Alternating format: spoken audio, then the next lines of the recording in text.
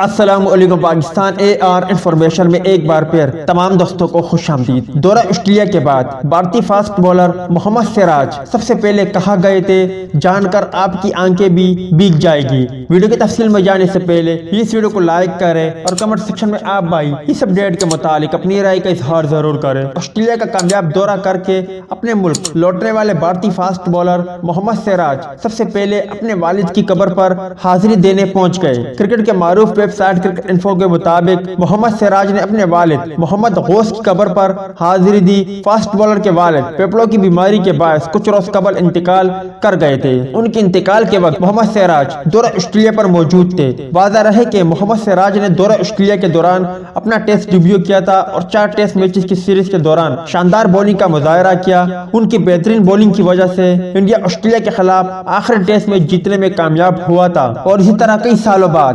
Australia کے خلاف Indian cricket team نے کامیابی حاصل کی، جس میں محمد سراج نے بھی اہم کردار ادا کیا۔ امید ہے دوستوں کہ آج کی ویڈیو بھی آپ کو پسند آئی ہوگی۔ ملتے ہیں کسی نیکسٹ ویڈیو میں، تب تک کے لیے اجازت دیجیے۔ اللہ حافظ۔